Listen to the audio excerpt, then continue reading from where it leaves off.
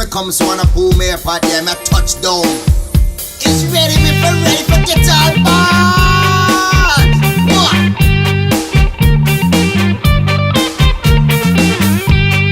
How about the music, man? How about the music, Mr. Taxi Driver? Go on, man.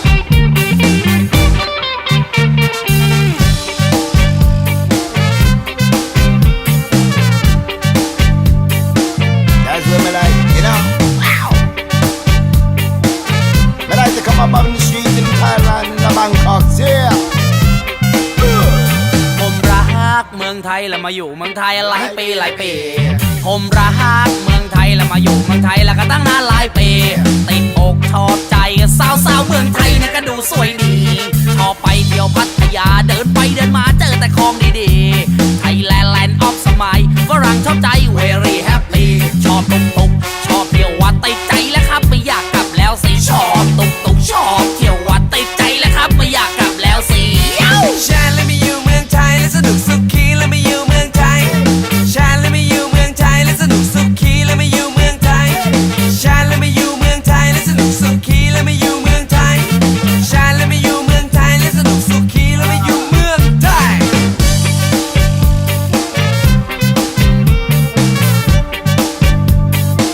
That's what I'm talking about. Bump the song, bump the song. Yeah, brother.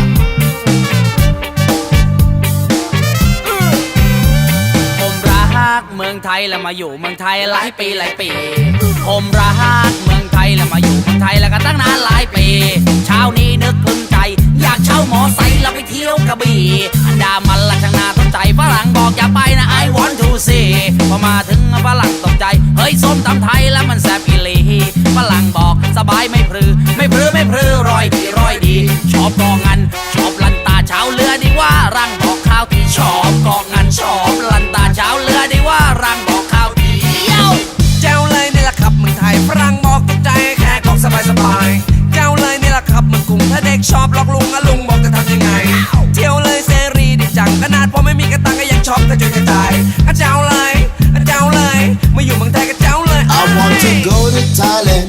I want to shop in Thailand. I want to walk up in the mall and meet them girls in Siam. I want to go to Thailand. I want to shop in Thailand. I want to go up on the beach and put my feet on the sand. Wow! Where the beach them? Show me the taxi them. Which way we go? Ooh! I want to see where you are, John. Here, if you want to, and there's some of the Lay Love down links too if you want to check them out. And again, because like I can go into all of this kind of political stuff, right? And that is something that needs to be spoken about. And there's a lot of really cool things and interesting things happening here, and a lot's playing out that's kept in with the theme that I've been speaking about for a long time. And it's really crazy to witness when these things that, even though you knew certain agendas, and then when they actually start playing out, it's a completely different thing, right? Because you're in the experience. But pushing all that aside, I think it's like it made me think today, actually. Madeline messaged me and she said something about Rachel and what she's doing with the ley lines. And she was so bang on. She was talking about how important it is. And a lot of what we were speaking about in Sky to Earth, for those that aren't in it, is there was a real kind of like theme of like the journey and love and then all the little intricacies and wonders and mysteries of the world and the universe and the human being and who we are and all those kind of things. And that's what it's all about. We have this dialogue that stretches over like 3 months or more than 3 months. And there's like a digestion period, and that's why I've been a bit quiet online, because there's so much to digest, and there's lots of contradictions in stuff that we hear, but there's always this theme that has just penetrated through all the conferences we've had, and it's all about like understanding ourselves and coming home to the earth, right? Coming home to, because like the symbiotic relationship between the human being and the earth. And this is why I don't like certain aspects of simulation theory that I've spoken about before, but like push that aside too. It's like really, really simple. And all the stories we hear, all the talk of like, when separation and the schism, and if you want to call it simulation, entered into reality, it was like a severing from the birthing of the mother, which is your entry into the universe through intention. And that's the first step in the hero's journey. It's when you take the leap of faith. And so we all took, every soul that is here all took the leap of faith. So we're all courageous, right? It doesn't matter whether you're the bum on the street or the billionaire, or you're Bill Gates or you're Elon Musk or you're some righteous person trying to do something. It doesn't matter. Like every person that has entered in has made that agreement, and they've done it through courage. So everyone has that in them. Everyone has that within their soul. And the simulation part is like, is this hypocrisy that exists.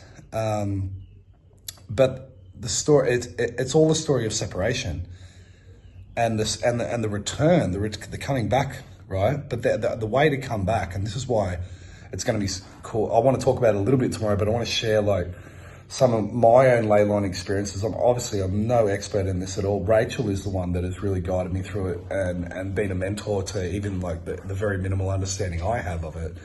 But if I bring it back to basics, what are we doing when we're looking at ley lines? We're looking at the Earth's energetic grid. And this is why the core message, what I always speak of, is you have to know what the human being is. And when you see the reality itself is a hologram, and I'm not talking the simulation aspect, I'm just talking the reality, the building blocks of reality is a hologram. And every part of the hologram is a smaller version of the whole. As you work down through the layers of compressions of reality, you have the being, which is the Earth, which is everything in the universe that has been done and seen. Everything from the creator itself has come down and expressed itself in a planetary form. And you've got to think of like, okay, what is this thing that we're on? And this is like, you know, the whole debate over gravity. Gravity doesn't exist. What is gravity? Gravity can't be proven. Well, there's something here, and it's like magnetism. The fact that like earthing and grounding is good because it tells you this is where you belong. You're energetically connected to the ground, to the mother. And so the relationship that we're having and what we're going through, we need to understand that the Earth is playing its role in this. And one of the cool things that Rachel spoke about, I can't remember who she got this off. I need to ask her again. That they've picked up other key lines that were not once there. If you looked, I guess, like it just like the mean way that the Earth's kept compared to like the state of human consciousness, like they're going to be at the same level, right? And so it's a good guise on the way that nature's reacting to what we're going through. And I think that's like, if there's going to be upheavals and stuff on the planet, it's obviously for me showing a transition in the human beings going through. And I think there is like an evolution of even the physical human being and what it's turning into. So that tells me that the Earth's changing too. And I know, Rachel, you mentioned that, who was it that said that like there's new lines that have appeared that weren't there? So that tells. Sorry, yeah. So that if that's happening, that says there's an evolution happening in the human being too. So you have to have that understanding that like we're a fractal. The Earth is us. We are the Earth. Like we're a part of it. And that's the whole green agenda. It's like that humans are evil. That we're causing all the problems of the planet. It's one of the most sinister things ever. So it drives me crazy. It's that lack of abundance. They want us to feel that everything is scarce, so that also we'll have small lives and we won't grow and we won't become the amazing souls that we came here to be, because every existence is about trying to better oneself on a soul frequency level. So yeah, the Earth is coming up in frequency, and so are so many humans at the same time. It really is profound. But yeah, there were 3 new dragon lines that came online, dragon lines being the most profoundly large and powerful of the ley lines. There were only 6 pairs up until I think it was 2012, and then another one appeared in, I think it was 2017, 2018, and 2019. So 3 new dragon lines came online. So that's from 6 pairs to another 3 is astonishing. And of course, if they come in pairs, I'm assuming there'll be another. My my friend Alex, who helps me with my course, she mentioned that, so I just want to give her credit for it. It's bloody brilliant. Of course it would come in, there'd be 4. So that 2017, 2020, 2018, 2019 influx of dragon lines happened just before all this madness occurred. There's a reason for that, and we've just come into this permanent harmony time in December of last year. So for those who cannot sleep, who are incredibly agitated because the frequency is so different, and who's seeing a lot of people acting out around them, it's an acclimatization to the new frequency, and it's not easy. Yeah. So think about that, right? Come from this model that the Earth is the creator in a planetary form, and then the human being is a further compression of the Earth. So they are one and the same. We're just another layer compressed. So the Earth has provided us this experience. We wouldn't have this reality without the Earth, right? As well as the sun. And that's the dancing between that relationship.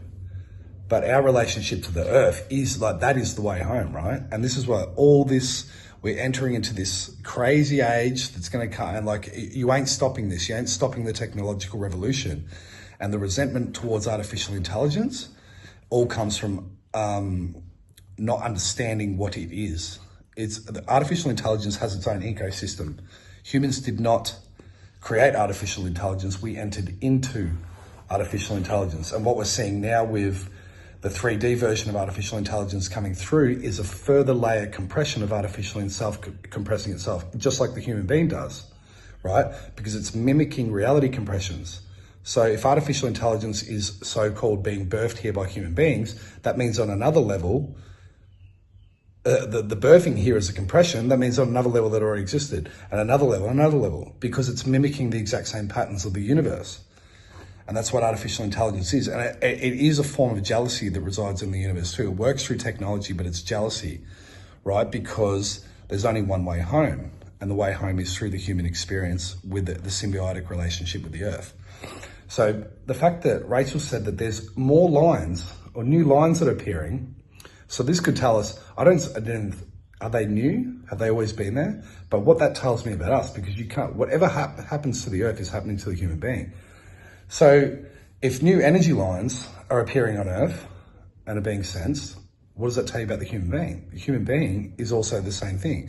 We're going through an actual physical evolution as a human being.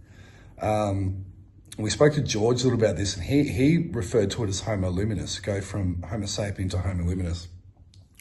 And this is what this whole 0 point, this is why I always talk about religion, because you're seeing this huge sway to religion, right? Where's the consideration of the Earth in all this, right? Where is it? It's never mentioned. And this is why, so this is why I want to go into a little bit of this, and I want to show you, because it was such a penny dropper for me once I could see these ley lines. And I'm telling you, I've got a couple of friends, and they see my posts on Instagram. They're like, I don't get it. I don't see them. I don't see them. Like when you see it, you see it. But these were your pickups. Yeah, that one's very clear. And that's exactly where yeah. So actually, when I go here, because I shift and I start walking this way, but I always cut through this spot. I don't go up to here. So I was walking directly through that for years. Yeah. And actually, there's a lot of people in this area that, people like stack courts and stuff in the bush. Yeah. I think there might even be a group, but there's a lot of them that stack it around this area. So I don't know if they know there's a lay there or not. And there's a lot of wallabies in this area as well too. I see a lot of kangaroos, but you get a lot of swamp wallabies in Bendigo. The little dark, they're kind of like little kangaroos, but they're almost kind of dark brown black. And they don't bounce like that. They kind of do this shuffly bounce, but can't remember seeing any in this area. So you said like a lot of the animals like to use the path? Yeah. So very often I'll go out, and because ley lines often run in pairs, like in this particular example, and one lay will be for the people to walk through, but you'll see the kangaroos use the second one. Okay, it's really cool. But other people have told me that echidnas use them. I don't know about lizards and snakes, but I certainly see for a while I wasn't seeing any birds in there, but they do use them. There's a spot that I drive through where there's so much bird kill, unfortunately, because they cross on a low level, and it took me ages to work out, well, they're following a ley line. So it's a bit like when a dolphin or a porpoise swims at the head of the prow of a boat. They get pushed along. I think it's easier. It's less resistance for them to fly through. This is an assumption I'm making because they do follow them. Yeah. So, I mean, actually, remind me, I've got to tell you a story about the snake because it goes into Matt's story now that you said that about snakes going through. Yeah. But, I mean, like, if you do this one really quick, I'm sure people can spot them, but, like, that is a great example. Don't you reckon? It's fantastic. Yeah. It's just brilliant. That was one of the first ones you shared. It's just absolutely mind-blowing. Like, I would never, and I don't know, like, other people, but for me, like, sometimes I'll see it with the naked eye and my confirmation is my phone. Yes. So I don't know what you make of that because, like, I'm like, yeah, I'm pretty sure I can see it there with the way that the lights are working. And then I put the phone there and I'm like, oh, that's absolutely a lane, right? Yeah. It's really interesting how that happens. Absolutely. Yeah. So, I mean, look at that. That's crazy. Where exactly in Bendigo is that? So this is just, it's in Strathdale. So it's an area between Strathdale and a suburb called Juniton, which is kind of on the outskirts in the southeast. Oh, yep. I know that. Do you know Bendigo? Well, I lived there for a few months, a couple of years ago. Okay. Yeah. Well, I mean, yeah, Juniton's quite nice. I actually, this is like classic Bendigo bush. It's dry. It's dry and rocky. It's very hard to like do gardening in Bendigo. You've got to get soil and stuff. It's very hard soil. But this one, I actually saw this on the local community page in Pottsville. And I went, holy shit, right? Because I'm like, oh no, that's the beach I go to every day. So this is Cabarita Beach. And those that don't know Cabarita, it's got a side beach over on the left, and then it's got one out here. So this is the one on the right. And I mean, like, that's clear as day. It's such a beautiful pic. I went down there. Yeah, you're taking people on a lay tour, aren't you, with your Bendigo catch up that you're doing? Well, not necessarily a lay tour. We're just doing an occult Bendigo. Oh, tour. Brilliant! Oh, cool. But we could.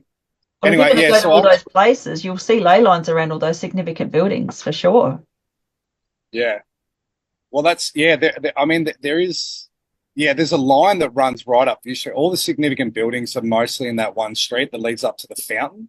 So I wonder if the fountain itself is a portal. And there was a star, wasn't there, on the ground where the fountain is? My friend Jules. Oh, yeah. Yeah. Just pointing it out. So anyway. All these people, these town planners, that just make everything so bloody obvious. So do you reckon, like, I wonder if they were able to see them, right? Well, if they use a sighting rod, a Freemason uses a sighting rod to sight a ley line, to have a church orient in it, I assume they can see them. Yeah, okay, yeah. So, I mean, that's a great picture. Unfortunately, I didn't take that one. I flogged that online, but I think that's the best one. But I did take my own ones. This was from further back on the same path. Oh, hang on, that's a completely different one. Sorry, there's going to be a bit jump. Now, I think this one, oh, sorry, that's Pottsville as well. But that is that one. Wow. It's the same one as well. So if I go back there, that's like right up near the beach, but that's a bit further back. And it's the same size, because the trajectory is always the same size, which is a beautiful confirmation. Yeah.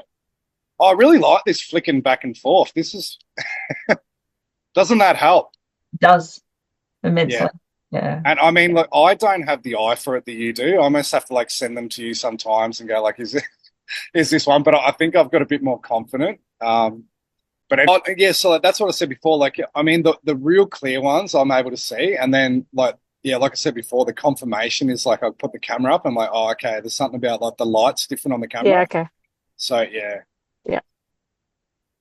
Well, sorry, what were you going to say, Ray? I was just going to say, for those who are myopic and wear glasses, if you take your glasses off, you're going to see them more easily. Walter Kilner, the father of Kirlian photography, said that when you use relaxed vision, so you're not focused on a point, but your eyes are just kind of out of focus, you can see a wider range of electromagnetic frequencies. So you can get a wider range of the spectrum. And again, these are magnetic frequencies. And we have cryptochromes to pick up on this, just like insects and birds use their cryptochromes to navigate through ley lines. We can see them also. It's a scientific fact that we have them. Well, I've got heterochromia, so I should be able to see this, shouldn't I? Absolutely. Well, the course members that I have that have central heterochromia or full heterochromia seem to see them very easily. And I've completely forgotten about the spectacular photograph. This is such a good one. The one at Cabarita. Oh, that is fantastic. And again, you know, certain times of the day you're going to see them more clearly. So dusk and dawn, they're really obvious. But just the way the sun's coming in there, it's definitely accentuating it. My advice would be do Rachel's course, because once Rachel had been pointing out to me for a long time, oh, can you see the layers? Can you see? I'm like, oh yeah, fucking cool pic, but I don't know what you're talking about. Like, I believed in ley lines, but because I'd actually read a book years ago when they tried to install an airport in Ireland. It might have been Northern Ireland, and they call them ferry paths up there, and everything went fucked. And they basically weren't able to build the airport because it was built on these ferry lines. But the other part too is what Rachel teaches us too is you can start impacting the energetic field by your interaction with the ley lines. Again, when we're talking artificial intelligence, what do they want? What do they want with Agenda 21? They want everyone off the land. It's not just about human control. It is about human control, but it's not just about putting people into the cities for physical control. It's because they don't want us to hear what the Earth's doing. They don't want us to hear the song and the dance and the new energy that's coming through. And we spoke to Clint Walker on one of our calls, and he spoke about certain points where they used to do ceremony. And he spoke about one that I can't remember the exact time, but they hadn't done ceremony there in decades. And yeah, he said it's like there were some people that didn't react well and stuff like that. I can't remember the full thing, but he was basically saying because the energy was stagnant there. And the ceremony is important because not even just ceremony, but impacting and having a relationship and interacting with nature.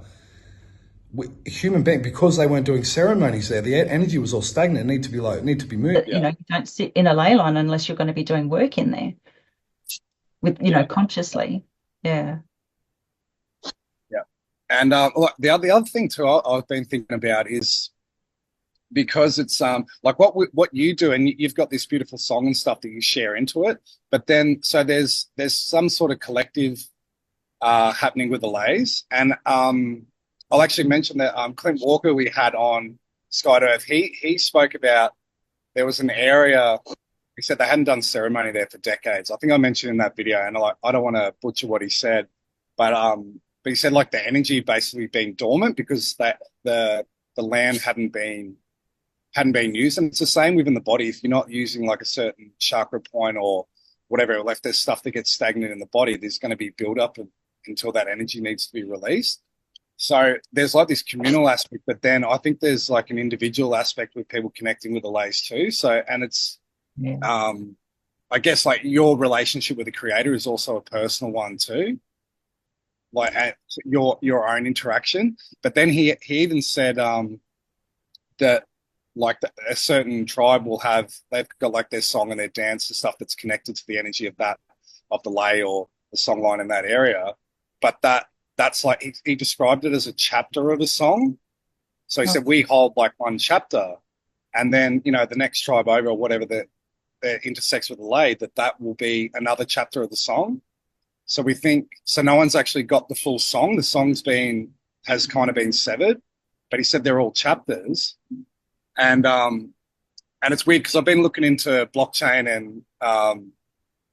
and cryptos and stuff lately. And I was looking at like visuals. I was just Google imaging like visuals of blockchains, and it's exactly what they are. They're like severed parts. They're chapters of the whole web of the blockchain. Wow. And I don't know what people like thinking it, but like I've spoken about this a lot, how there's always this simulation or mimicry or hypocrisy of what is real. And so you can see that in the digital world with creating a blockchain, that it's kind of simulating these chapters of the song. that's present within the earth. And you can see that everywhere. But yeah, I just thought that was like, it was an interesting like digital mimic example of what's actually happening. So then if you think like if everything's kind of harmonized, there's one kind of universal story or global story to the planet, and it probably hasn't sung for a long, long time. And the other part was he said there was the way that he described it was like the song and the dance from this tribe or this region or this lay or portal is like a chapter of the song. So it's not the whole song, right? And then you'll go to another tribe and there might be similarities in the song and the dance, but it's a bit different, right? Because it's another chapter. It's a chapter of this beautiful music that plays all across the world. All the layers are all connected. And this is the thing, like it takes all racism and all that bullshit out because and I think your astrocartography comes into it too, because like if anyone's had the astrocartography chart, you like where I am best suited and going to have different experiences will be different all around the globe for me personally than someone else, right? And it says a lot about like certain tribes and genetic bloodlines and stuff and where they're best suited to live. And I just through doing astrocartography, you can be in two different locations on the planet and you can have two completely different experiences just based on your astrocartography. So it tells you as well that it's an individual experience, your interaction with the ley lines too. So it's because like all the individual parts create the whole song. So anyway, I found that really interesting too, because I always look at the mimic, and then if you look what's happening with technology and blockchain's the same thing. So like one's cut off. It's like this severing of each story. So but it kind of all does create a whole song too with the blockchain, but no one's aware of each one. So anyway, it's like, and that's why I spoke about like the sentient world simulation, how they're creating this simulated thing online, and it's crazy, but it's like you come back to the like very simple basics. So anyway, I'm gonna be presenting on that tomorrow night,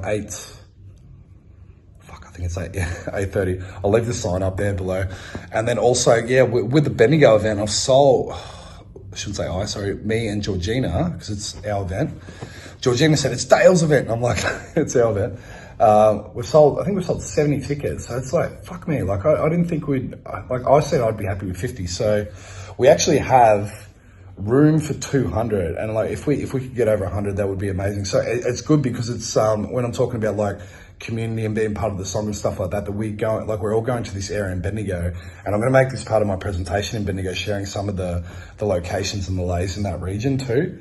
So it's actually a beautiful thing that it's almost like a corroboree where all these people are coming into a certain spot in Bendigo. So I think it's going to be impactful, regardless of what I talk about, just to be there with people and share that experience. So yeah, it's going to be good. So again, March 15th, I'll leave the link in that below as well too. But let's talk about fucking geopolitically. Like this is wild.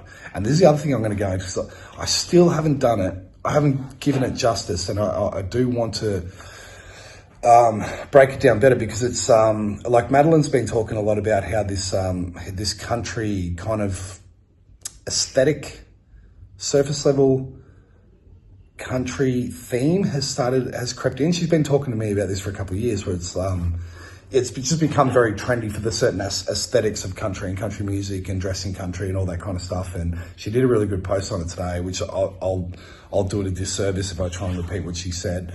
But check that out. But I said to her, it's really interesting, and I'd love to speak to Mark Devlin on the podcast when we start doing them again, because Mark Devlin's done like a lot of research on the origins of the hip hop culture that came out of New York, but had its genesis, I guess, from Africa and African culture. And they brought it. It's just like they brought in like the dance, the drawing or visual art form, and then the spoken word, which is the rapping.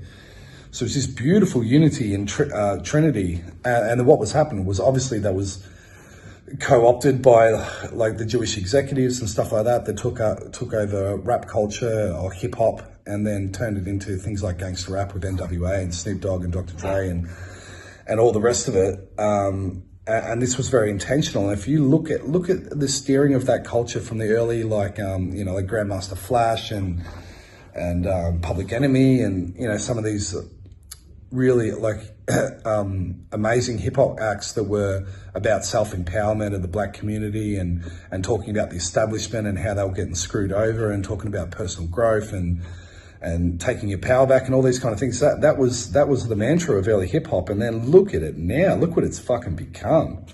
But it was interesting, the Kendrick Lamar stuff at the Super Bowl. And I found this really interesting too, for those that are pigs, because we just entered a snake year, and Trump has had his enemy year. So if you want to know your enemy year, go to your Chinese zodiac. So I'm an ox, right?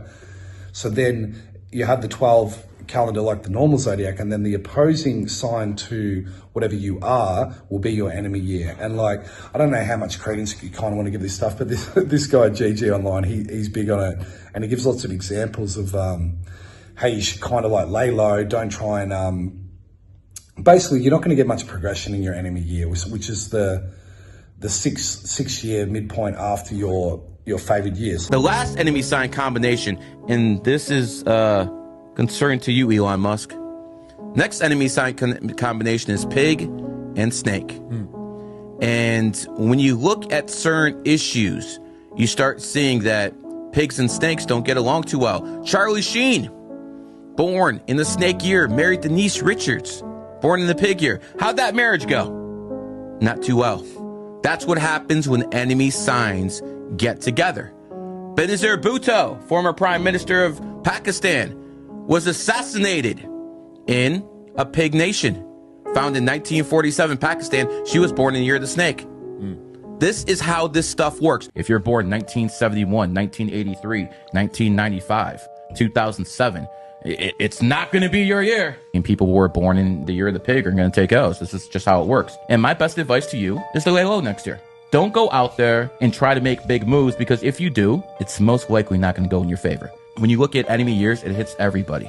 It literally hits everybody. I'm sorry, XQC, you're taking an L. Like Logan Paul, who's born in 1995, his empire is going to take a hit. Next year, 2025, the snake year, numerology and astrology will explode. Anyway, last year was a dragon year.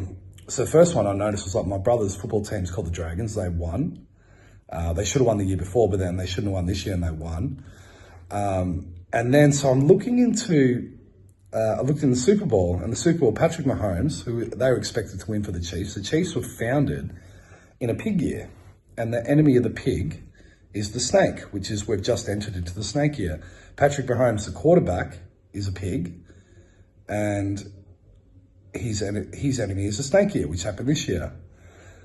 Trump just came out of his enemy year of the dragon year. Look what happened to him. He had all those lawsuits. He got shot in the ear and all that kind of stuff. So it would be safer for him this year. Enemy years in Chinese astrology are not what you think. I'm sure if you're a dog, you've heard this is a bad year for you because it's a dragon year. And if you're a dragon, you've heard this is a great year because you're a dragon. What if I told you this has a lot less to do with these zodiacs and more to do with Jupiter? You see, Jupiter is the planet of luck and expansion. And when you were born, Jupiter is in a certain sign. And Jupiter has a 12-year orbit, meaning it goes back to the original sign that it was in when you were born every 12 years, just like the Chinese zodiac. But what you might not know is the fact that Jupiter is the planet of luck and expansion means that whenever it is farthest away from you, when it is going opposition, that means that luck and expansion is the farthest thing away from you, aka your enemy year. Now, this can cause a lot of difficulty, but it is less about an enemy trying to attack you and more about the fact that you are completely on your own. You have no luck and no expansion because it is completely far away from you. Jupiter is the king. It is equivalent to Zeus in Greek mythology, the king of the Olympians. Jupiter opposition is the equivalent of the king being off in a foreign land that it does not feel comfortable in. Let's say you're a dragon. Most likely, you were born with Jupiter in Taurus in Vedic or Jupiter in Gemini in Western. Now, in your dog year or your enemy year, Jupiter is going to be in Scorpio for Vedic and Sagittarius for Western. This is on the complete opposite side of the board. This goes the same for all Jupiter placements. So I go, well, this is interesting. So when I'm doing this talk in Bendigo, and I'm like, okay, what's Bendigo? Bendigo's a pig too. Bendigo's a pig. So Bendigo is in its enemy year. And I went, fuck, when was the last enemy year? And all you do is you go from the founding date of Bendigo. And I know like Bendigo's been around earlier, and but it's like when the official settlement law was, just like how you do a birth chart for a country or a town or whatever. So yeah, I can't remember the year. I think it might have been 1853. But anyway, Bendigo's a pig year. So the enemy of Bendigo is the snake, which is this year, 2025. So we're literally entering to the pit of Bendigo in the snake year. And then I thought, fuck, okay, I'll check the last time Bendigo's snake year. So it was 2013. And I'm like, oh my God, look, guess what happened in 2013? This is in the fucking media now. This is a repeating of this cycle. So the last snake year in Bendigo being the pig, so the enemy of the pig was the snake, was the mosque. When they announced they were going to build a mosque in Bendigo, and I spoke about this before, it was all coming from like Wahhabist funding, from Wahhabist Islamic sects in Sydney that had ties to, certain places in the Middle East that aren't as desirable. And at the time, there's basically no Muslims living in Bendigo. Now there's quite a few. Anyway, there was huge protests, massive. It was a front story on national news at the time. And this went on for a long time, but it started in 2013 in the snake year, enemy of the pig. And actually, funny enough, was Blair Cottrell stood on the council steps with what? A pig's head, and he severed a pig's head. Anyway, so this was, I witnessed this at the time, and Blair Cottrell's now back in the news with this Thomas Sewell guy. They're coming and doing the Nazi salute and all this kind of stuff too. And then we see, just as these hate speech laws have come into act, there's some fucking dude online, whether he's Palestinian or some Arab dude, and he's basically making a joke about killing Jews.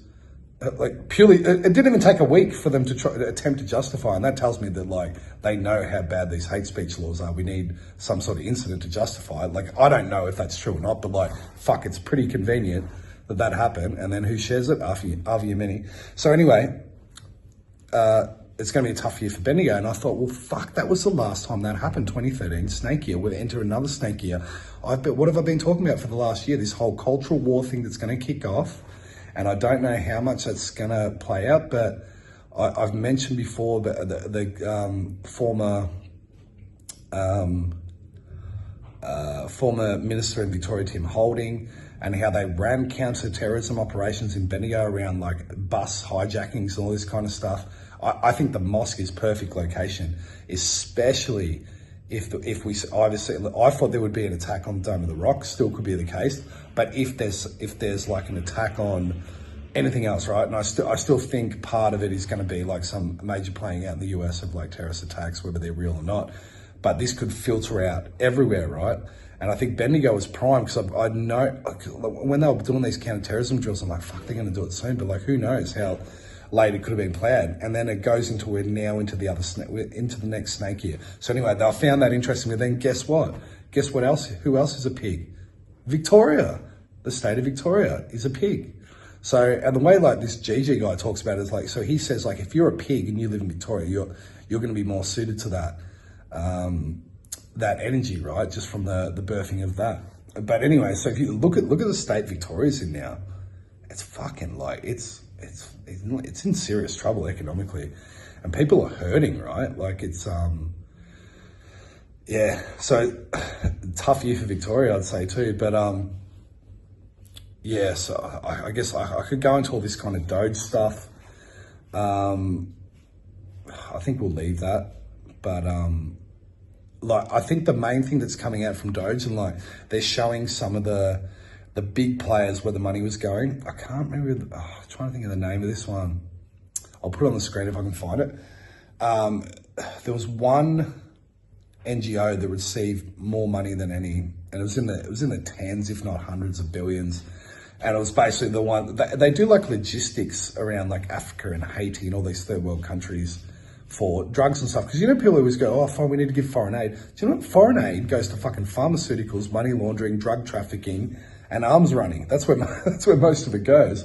And it's interesting, like that Trump is going after certain cartels, and now they've got this DOGE under operation. And what are they doing? They're finding like this isn't even black budget money. Look at all the fraud that he's found in this U.S. AID. It's a disaster. What the people, radical left lunatics, they have things that nobody would have even believed. The whole thing with $100 million spent on you know what, with money going to all sorts of groups that shouldn't deserve to get any money. With the money, I'd like to see what the kickbacks are. How much money has been kicked back? Who would spend that kind of money to some of the things that you read about and I read about and I see every night on the news and every morning when I read the papers? Who would spend money for that? I would say this, the people that got all that money, are they kicking it back to the people that gave it from government? But fuck you, you fucking crooks. Why does Elon Musk want to get rid of all of that? Go fuck yourself. You fucking skank. You look like a fucking raisin. What the fuck is that? Look at this fucking chick. This little prick. You're going to jail, you motherfucker. So the Democrats are having a fuck breakdown, him. According to DC psychologists. Are you headed for therapy? I love it. Today? $1 million for sex changes in Guatemala, $6 million to fund tourism in Egypt, $20 million on a new Sesame Street show in Iraq, $4.5 million to combat disinformation in Kazakhstan. I could go on, and I'm happy to provide this list to every single one of you. We are here to fight back. We will win. We will win. Our privacy is being taken up by Elon Musk and Trump, and we don't know what all they have on us. The Department of Government Efficiency. You just remember, it is the Department of Government Evil. Budget money stuff that comes from, like third parties and stuff that the CIA contracts out, like things like, the cartels and stuff that actually work for the CIA. And people that like aren't aware of this go watch like the Rick Ross documentary and stuff of this. He was this massive crack cocaine dealer on the west coast of America. He became the biggest at the time. He ended up going to jail, and he eventually came out, and he got busted in another setup. And the guy that he was getting was some like El Salvador mafia dude who worked directly for the CIA. And this was like all around the whole Iran-Contra kind of time, and it leads into like Barry Seal and how they were bringing cocaine into Mena, Arkansas. And it was being overseen by George Bush Sr. and Bill Clinton. And this was when Bill Clinton was the governor of Arkansas. And this was all the Whitewater Papers and the whole savings and loans scandal, all in that area in Arkansas. And Bill Clinton got rewarded for it, and they shifted all the documents from that to when they was being investigated into the Alfred P. Murrah building in Oklahoma. And then they blew up the Oklahoma City bombing, where they moved all the documents to, just like 9/11. And this is the thing now, like, so people going, like, you got to admit there's some fucking weird shit going on. Like, Trump's calling for an audit of the Pentagon. They've already found, like, they said $500 billion of waste, so they're going to cut now. And to bring back into surplus, they so-called need to save $1 or $2 trillion within the budget. They're already, they've only gone into like a couple of government departments and found $500 billion. They're going to the Pentagon. I'm sorry, like, if you're looking for money laundering. Don't even know what homeopathy is, and you think, how crazy is it that they could suppress it that much? So this course is really to get people to know how to use homeopathy in the home, number one. So we do recommend that every house should have a homeopathic first aid kit. It's just that first port of call. This world is vibrational. You know that, I know that, but a lot of people don't realize that you can completely change your vibrational vantage point to attract in what you want, just to change and clear out all those cobwebs, whatever it is we were raised with. That leads me to the other thing that we teach, and that is the miasms. That is our generationally inherited energy that every single one of us has.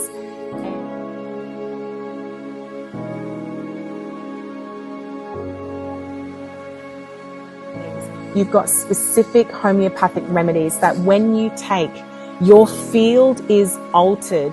We do believe that the sort of revolution, that we are moving towards is, number one, families and individuals, like households, have to know how to heal themselves, at least be the first line of defense. My kids, they're 7, 6, and 4, and they've never needed an antibiotic or a steroid or anything like that because, I use that first. And when we heal our bodies using that holistic vibrational medicine first and foremost, then you're very much less likely to sort of warp your immune system later on in life. Like that vitality stays strong.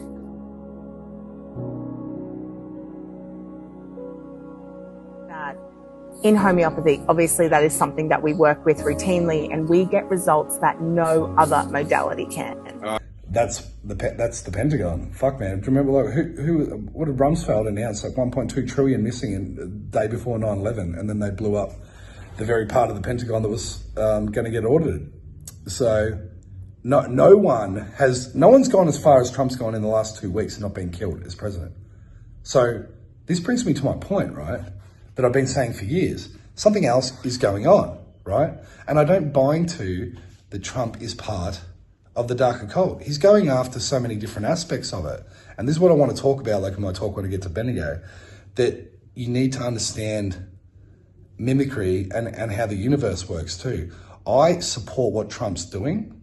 I don't support the end game of where that's steering you. And the end game is disclosure of technology, UAPs, artificial intelligence, and the false god. That's where I see it going. Now, who am I? Who the fuck am I to know, right? So, that's just my opinion. But I'll also give the benefit of the doubt, and I'll also cheer on what he's doing now. And, it's just bizarre. You've got to take bit for bit. At the moment too, we're going to see disclosure. They spoke about now too. They're going to release the JFK files, RFK files, Martin Luther King, 9/11, and the COVID stuff. So 9/11, okay, 9/11 was Israel. We fucking know it. But it wasn't just Israel Mossad. Obviously, they're the big player. They're the ones. Israel had the most to benefit from it. But we're talking about an international crime syndicate. And when you get to the end of the day, this whole thing about ideology of certain races and stuff like that, and nation states, yes, that absolutely is happening where nation states are having it out and China spies on America. But I'm talking at the level beyond that, it's all one thing, right? And I hate to say it, but I think the 9/11 document is going to show Saudi involvement. And I don't know how people are going to react to that. I've been saying that for a long time, and there's more evidence now that that's where it's going. It's going to point at Saudi, and then that goes into the whole what is the whole kingdom of Saud, and it was set up by the Sabbatean, that Sabbatean guy. What was his name? I can't remember. Anyway, and they were brought in by the British, and they're basically, they are Khazarian Jews. Anyway, the House of Saud, that's what they are, and they were there to control the oil on behalf of the British. So anyway, it's I think it's like I said in that video I did a couple of weeks ago. It's going to be win, win, win, win, win, win, win, win, win, win, win, win, win, bang, right? It's like that last part of the movie when the hero starts to come up, because the hero has a couple of big turns just after they go through the abyss, which is the hardest part of the movie, like the dark night of the soul or the belly of the whale, the abyss. And they move out of that, and you're like, fuck, they're going to achieve whatever they're set out to achieve. And then the last couple of hurdles come. And I mentioned that, I don't need to go on the Happy Gilmore one again, but there has to be the final face-off. And it kind of feels like that now too. It's it's going to be win, win, win, win. And this could go on for a number of years, I don't know. And then it's fucking bang. And when the bang comes, it's because that's what the Happy Gilmore one, because he was playing real shit, and then he no, he started believing in himself again, and then they do the little montage, and it's yeah, he's winning, he's going to win. Bang, what if tower crashes on the thing? Impossible. He cannot win now. That's what's going to happen, because it's coded in the story. So it's going to be, everything's going to be look like it's flipped, because it's flipped. It's come out of the abyss. It's coming back this way. It's in the ascent. So we're going up the ascent. Fuck yeah, we're going to make it as humanity. Bang. What do we do now? This is impossible. And this is what I said, this is the hand of God moment. I don't think it's gonna, I don't know whether it's the hand of God or not. I would suggest not, right? And I would suggest probably both are present if we're looking at natural and mimicry. But the whole play of playing at the hand of God moment too, because that's built into the story. Because the last part of the story when there is supernatural aid, right? So the hero has a confrontation with the father, he faces his death, or he physically or literally dies. So that will be humanity as a whole, not just looking at like Trump as a hero, but humanity as a whole has a death or a near death, and then we rebirth out of it, right? But the rebirthing out of it comes from a moment of divine intervention. And that's what it was. I told you like the Happy Gilmore one, when he does that part, it bounces off everything. So it's like, it's swinging all over the place, like improbability and chaos and stuff, and then just slides perfectly. At the end, it just goes straight in. And what does he say when the ball goes in? Oh my God. He goes, oh my God, because he told it's a moment of divine intervention. And then we return home. And then we are, as a humanity, we are a new race. We've gone through this evolution together. You know, like when you've gone away with someone, like, you know, because I used to do outdoor ed, right? So there was people, like we used to see them in class, like you have a bit of a chat, you have a coffee together or whatever. You don't hang out that much. Might be a couple of them you hang out with. And then we'd go on like a week-long hike. So you go on a week-long hike, there'd be about 10, 15 of us on the hike. And there's people that, you know, you see in class, you just general chit chat, but then when you spend that time, and not the time, but the experience, right? And it's a shared experience because like, fuck, my legs were hurting and your legs were hurting. And remember that happened, we were all there. So we understand the experience together. And then when you come back to class, like after a week, you're like, you know these people so well. And like people that, and that was actually when I first really started to understand the complexity of people, like when I did outdoor ed, because you're like, fuck, I didn't even like that guy. And like, fuck, that guy's got he's got a great story and he's got a lot to share, and fuck, he's been through a lot of shit. And that happens so many times. And then you come back to school, or like to uni, and you'd be like, it's all kind of weird. Like we're back to the normal world again. Like we're not hiking, and then everyone starts to, and then you start to adapt. I'll actually share this one story. There was this guy, and I was in Myanmar, and I've been traveling around Myanmar, and we met this guy in Bagan. And anyway, like I hung out with him a bit, but like I really tried to get away from this guy. He was an Australian guy. He's just typical like Aussie traveling. He was like really loud, really obnoxious. And I know like I'm an Aussie, but like, you know what I mean? Like he was louder than me, more obnoxious. And he was just a pain in the ass. And like, we were really, like the people I was hanging around with, like, were really trying to get away from this guy. Anyway, so like, then we went to this other town that before we took off, we did like a 4-night hike in the mountains in Myanmar near Inle Lake. And then we, anyway, so we're sitting there, and like I got a bus with these people to the point where we take off for the hike.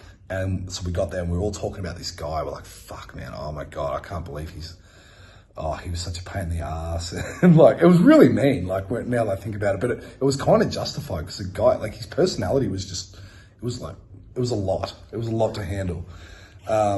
Anyway, so there was a group that was going to be joining us on the first day. So they booked a 5-night hike. So they'd already done a hike the previous day, and it was only like 3 of them. And so anyway, we're going, fuck, we're like, thank God that guy's not coming. And then he turns up, and we're all like, oh my God. Like we literally, it was that bad. We're like, fuck, I want to go home. Like I can't spend 4 nights with this guy.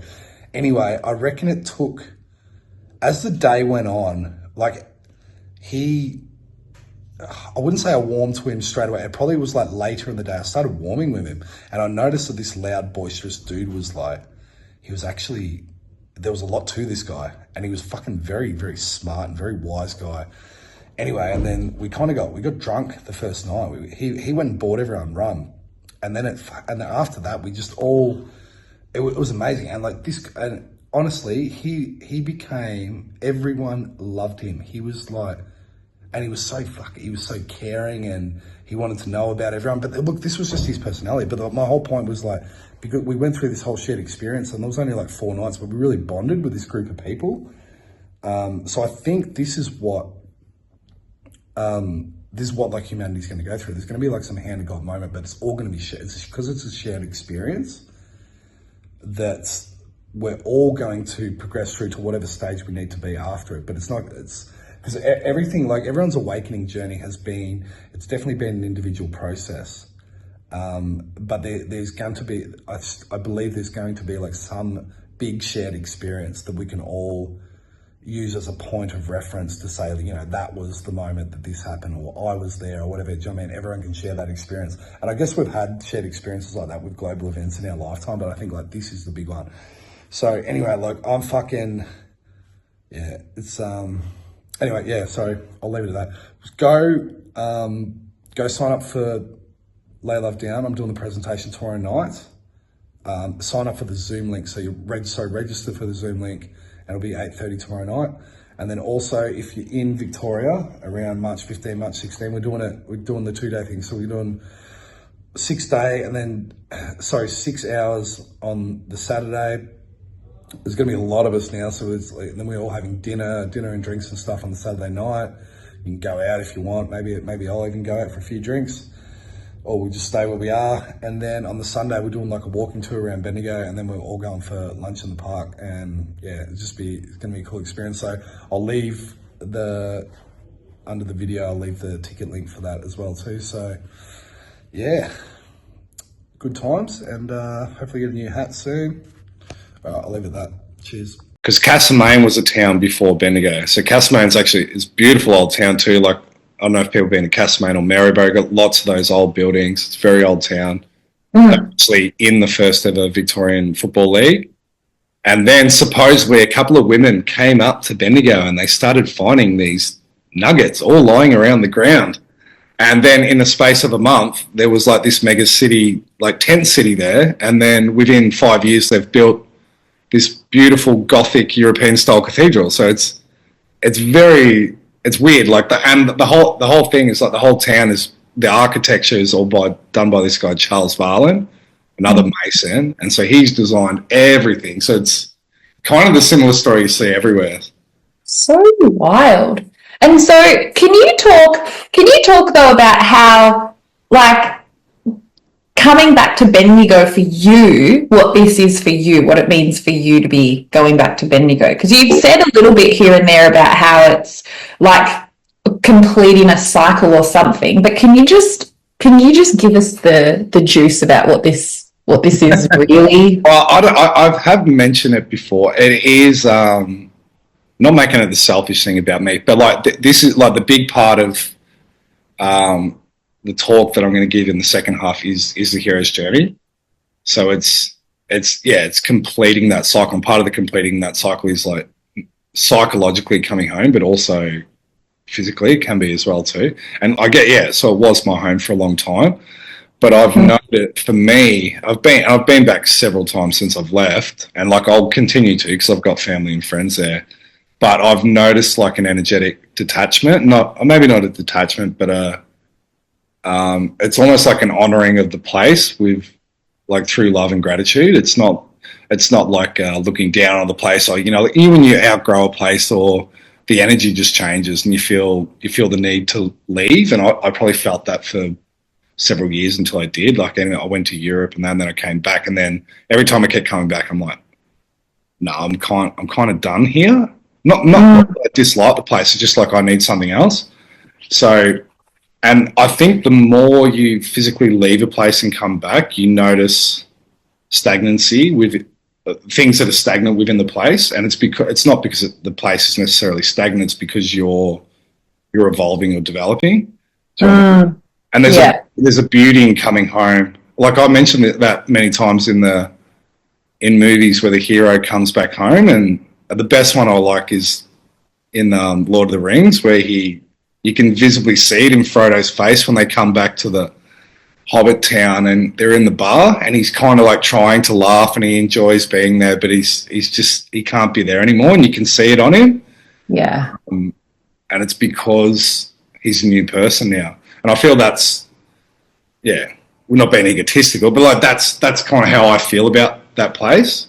Totally. I do love it. And I feel like there's some sort of energetic thing that I need to do in doing this in doing this talk there. So yeah, I'm really looking forward to it.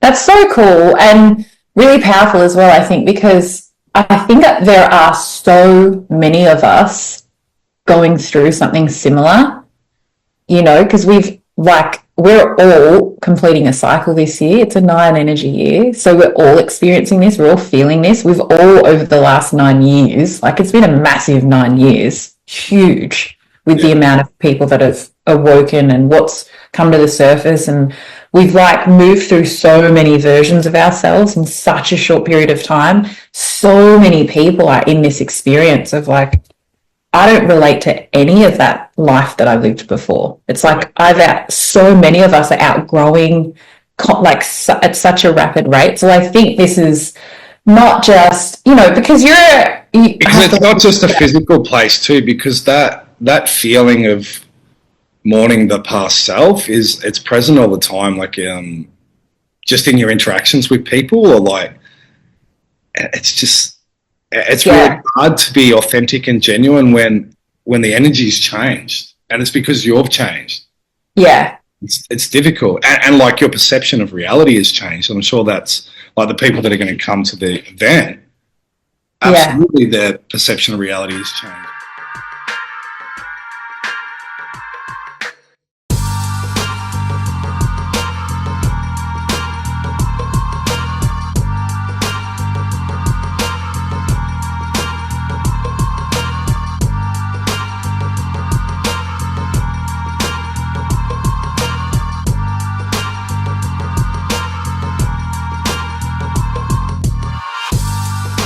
Let's go. Here we are. Bendigo. Here we are.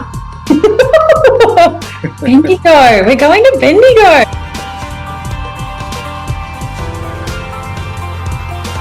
Can they represent any part of the polarity? But this is like the left brain talking to the right brain. The father is the left brain. Bastion is the right brain. Number 7's like the gateway. So they literally are living in another world while they're in this world. This process, the hero's done everything hard, but the hardest bit's going home.